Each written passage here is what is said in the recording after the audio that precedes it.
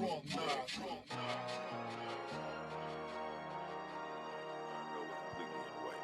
So That's right. you mentioned being a young mom early. Like, how was that? What was that like? Oh my gosh. So I guess technically, if you're not trying to not have kids, you're trying to have kids. And so I, I didn't have a clear understanding of how that worked. I quickly found out. And so it was a struggle. I mean, I didn't have a stripe to my name and I had a small human on the way. So I had to figure it out quickly. I was that young airman that luckily had a lieutenant that understood the ways of the world. And she was married to she joined the Air Force after her husband. She was married to a master sergeant. And so they worked to get me on food stamps and WIC and a couple of other things. And so it was hard and it sucked. And because I worked in labor and delivery, I was a 12-hour shift worker, which made it even Mhm. harder because how do you find childcare when you don't really know anybody? So yeah, I definitely didn't make my early years in the Air Force easier on myself. That was sure. Yeah. But Wow. yet you decided to Oh, stay. Go ahead, Pete. right. No, no, no. You're about to go where I was going, I think. Go ahead. No, I Oh just said, yeah, but well, yet you go ahead, Chief. I decided to stay because I knew I couldn't do it on the outside. What was I going to do? Make things as hard on my little human as it had been on me. So at least the Air Force was keeping the lights on. So I Right. won't tell you I was bought into my patriotic self back then, but I was certainly bought into a steady paycheck. Right. No, I completely understand it, and with the Hundred circumstances as percent. well. So, did you have a supervisor, anybody? I know you talked about the lieutenant. Did you have anybody else in your stead that kind of helped you out through those struggling times? So I will tell you, I did not have the world's best first sergeant.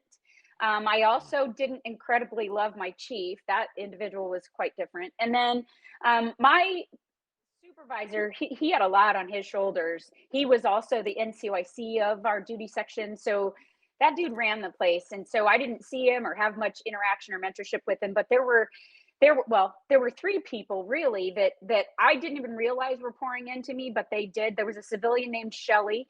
I don't know if she's still alive. She was diagnosed with cancer about the time that I was PCSing. But she was amazing. She would bring extra food in for herself when she was on shift with me and make sure that I got to eat. So she was Mhm. fantastic, but she made sure I understood my job inside and out, which the better I was at my job, you know this, the more Hmm. your leadership actually will put you in front of opportunity because you did really good at the thing they asked you to do to start with. Well, I didn't know that Right. until she taught me that. So I had her on my side. I also had that lieutenant who was amazing. She was a Lieutenant Sylvia Pena, but she retired as a lieutenant colonel. And then I also had his name was Master Sergeant Maxwell. I can't tell you his first name. I was a grumpy, mad at the world, pregnant, then not pregnant, then messy airman. But man, he was wonderful. He was high energy. He was sharp. He was outstanding. He would always tell me, "Get that ugly look off your face and get to work." And he tough loved me, but he then would sit me down and walk me through how and why and that kind of thing. But I will tell you, if he wasn't like cracking a whip, I probably would have sat down and got comfortable with myself. Yeah. Wow. So, how important was that for you during that time to have that? And probably didn't know then, but you know now. How important was that having that I'm person looking right there back. next to you? And then it also transitioned to your first PCS. How was that?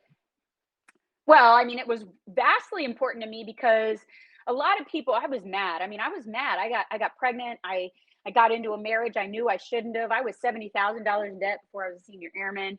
Like, I mean, I Mm. was a hot mess, and I was a 2 pack a day smoker. So doing PT was hard. I couldn't lose weight, which came with the pregnancy. I mean, I was that person that I kept my first sergeant busy, and so um, having somebody that was riding my tail like a government mule and telling me to kind of get over feeling sorry for myself because it would have been really easy to just feel sorry for myself, right? And that Mhm. was vital to me. But getting out of Texas, away from all those people, starting anew, it was also hard because I PCS to RAF Lakenheath, and back then, when you got to your first base, you had to go to your CSS, then the orderly room, and you had to weigh in. And I Right. weighed in over my max, so I got put on the weight and body fat management program. And I'll tell you, that was a wake up call because somebody was telling me I wasn't as good as the people that were telling me I was really good at my job. But being really good Right. at your job is only one part of the equation. So Right. it was good, it was bad, it was messy, you know. Yeah. So I know a lot of us. We talked. I think a show or two ago, we talked about finding your why, right? And finding your why is what makes you think, okay, yeah, I want to click this button again. I want to keep going. At what point did you find your why, and what was that why for you? So I when I joined the Air Force, like I told you, I didn't know we had jobs, and in basic training, I loved it. I loved the drill, I loved the structure, I loved the schedules, I loved knowing exactly what you were going to be asked to do every day. It was very good for me. But then when I got to tech training, and it was kind of like Club Med, everybody was like running amok, acting a fool. Everybody was Mhm. doing their own thing. I was like, ew, I don't want this. This Air Force thing is messy. I want out. And then I got pregnant. And so getting out wasn't the time, but I still was sure I was going to do my 4 and get out. But Right, then I had to re-enlist in order to. I had applied to be a military training instructor as a senior airman because I thought, oh, I want to go back to BMT. And so they mhm, told me, you have to have retainability. I re-enlisted, and then they didn't let me go be a TI because it was the one and only time in my Air Force career that my career field offered a re-enlistment bonus. So I ended up, go figure, right? I ended up with an overseas assignment, and when I got overseas, I was like, okay, what do I do with my hands? Right? Like, I have no idea what to do with this. And so I had re-enlisted so I could go be a TI, and now I couldn't be a TI. And now I was overseas. I wasn't sure if I liked it.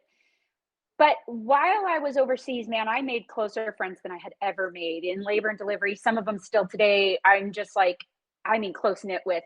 They were my original reason why I was going to stay because I had never known friends like that, right? Like, and they all seemed to love it. So I thought, well, what's wrong with me if I don't love it when these amazing people love it? right. And so why I ended up like falling in love with it was I told you, I weighed in over my max. Within 2 weeks of being assigned at Lake and Heath, I found out I made staff. And Oh. I had had a really tumultuous first time testing experience. So my second time went much better. But that first time testing made me, oh, I didn't even know we tested for rank. Like, think about it. I came in as an airman basic. Right. 6 months later, they Oh, gave me a stripe. wow. 1 year later, they gave me another stripe. 18 months later, they gave me a third stripe. I thought they just kind of kept coming. And I was on bed rest when everybody else was going through FTAC. So I didn't Mhm. know how that worked. And Oh, so I was salty because when I went to work one day, and this was before you had electronic schedules, you had to go in on your days off to make sure nobody had changed the schedule. And I found out that they had taken me off shift that night and that I was testing the next day. And I said, mhm. testing for what? And they said, you're testing for staff. And I said, staff of what? And they said, staff sergeant. And I was like, there's a test for that? And Wow. so I went in the next day to take the test, and the guy being jovial was like, oh, I hope everybody studied. And I was like, there was a study for this? And he kind of looked Oh, at me with like, man. and I'm one of the reasons why you now have to get your study materials at least 120 days out. I'm that guy. Okay, okay, yeah. And so I literally had the worst experience. I had no idea what any of it was. I sat out in my car in one of those snot, bubbly, breathless crying sessions. And I came back in for the second part of the test and just flummoxed my way through. It was awful. And so on my way out, the guy gave me an old PFE and he's like, hey, better luck next year. And I was like, what the heck is this? Because that was back in the day when you had to go to the library to study or to get Study, yeah. AFIs and stuff. And Right. Oh, so I wow. was flipping through this book and I was like, what is this? And on the back, there were all these reference materials. And I got so mad at the world. And I said, I can't believe nobody told me. Like, what did I do wrong? Why didn't anybody share this with? Oh, I was mad. I was taking it out on my steering wheel. And